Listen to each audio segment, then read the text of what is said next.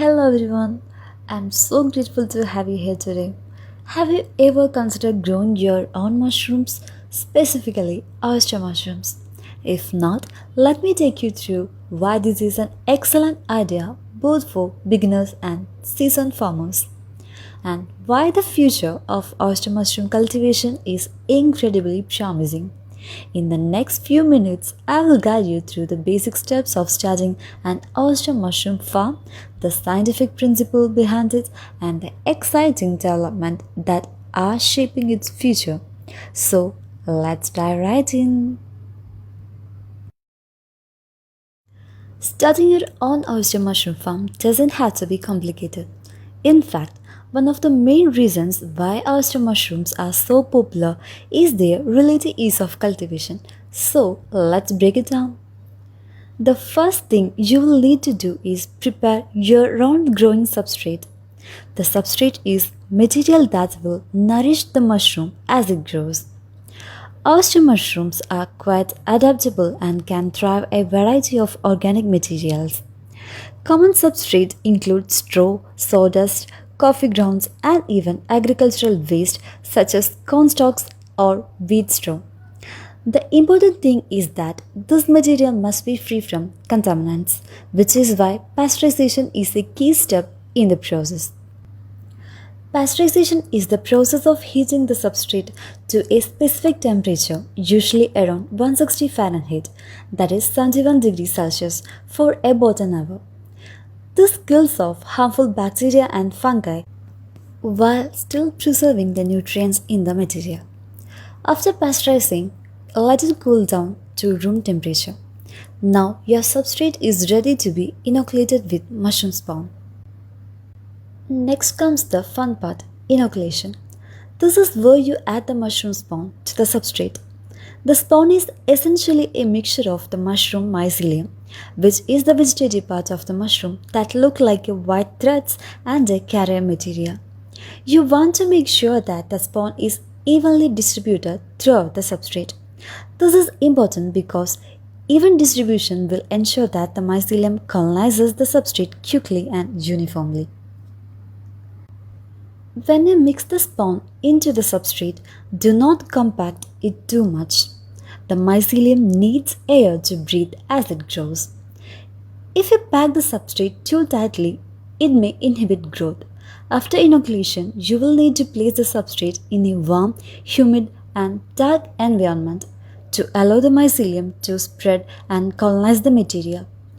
This incubation period typically lasts about 2 to 3 weeks. During this time, you will see the substrate gradually turning white as the mycelium grows. Once the substrate is fully colonized, it's time to shift to the fruiting stage. This is when the magic happens.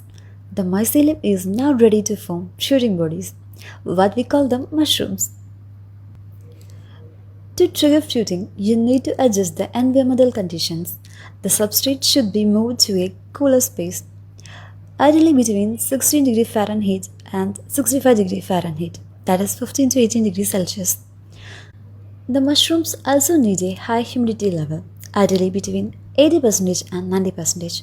So, it's important to maintain proper moisture levels in the air. Additionally, while mushrooms don't need direct sunlight, they do require some indirect light to initiate fruiting. Good airflow is essential as well. Unlike the incubation phase where minimal ventilation was required, mushrooms need steady supply of fresh air to grow properly.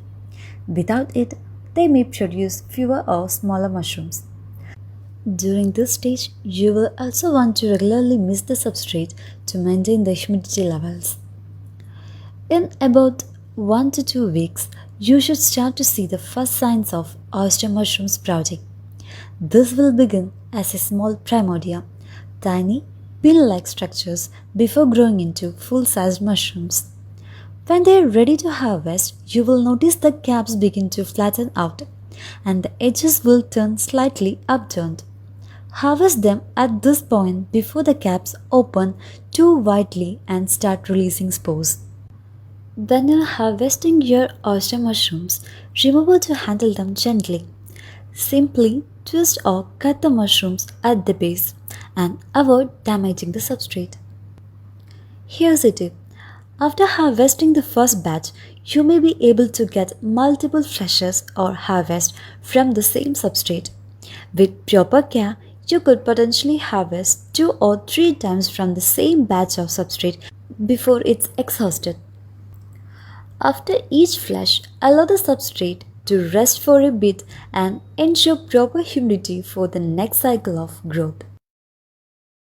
You might be wondering why oyster mushrooms? Why are they such a good choice for cultivation? Let me tell you. Oyster mushrooms are not only delicious with a delicate, mild flavor and a tender texture, but they are also incredibly nutritious. They are rich source of protein, fiber, vitamins, and antioxidants. Studies have shown that oyster mushrooms are particularly beneficial for cardiovascular health and immune function, making them an ideal addition to a healthy diet. In addition to their nutritional benefits, oyster mushrooms are so incredibly sustainable.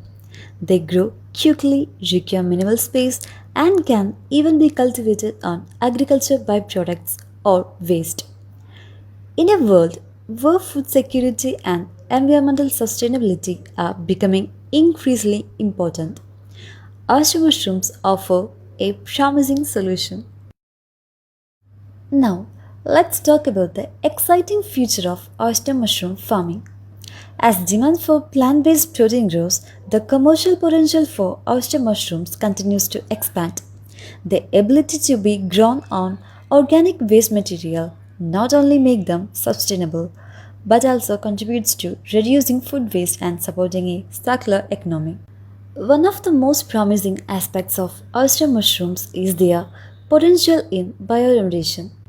This is a process where organisms like fungi are used to clean up environmental contaminants, such as toxins and heavy metals from the soil and water. Oyster mushrooms have been shown to have an incredible ability to break down pollutants, including petroleum based substances, making them a natural solution to help tackle pollution. Another exciting development in the field is the ongoing research into faster growing strains of oyster mushrooms and improved cultivation methods. For example, scientists are experimenting with different substrate mixtures, optimized growing conditions, and even urban farming techniques that make it easier to cultivate mushrooms in cities. With advancements in technology, it's becoming more feasible to grow oyster mushrooms at scale, even in areas with limited access to traditional farming resources. As the world's population grows, sustainable food sources like oyster mushrooms will play an increasingly important role in feeding people, whether it's for local consumption, as a commercial product, or even in bioengineering applications. Oyster mushrooms are not just a trend, they are the future of sustainable agriculture. To wrap up, starting an oyster mushroom farm is a rewarding, sustainable, and scientifically fascinating endeavor. From selecting the right substrate to creating the ideal growing environment, each step brings you closer to enjoying the fruits of your labor. The future of oyster mushroom cultivation looks bright with innovations in bioremediation, faster growing techniques, and urban farming opening new doors.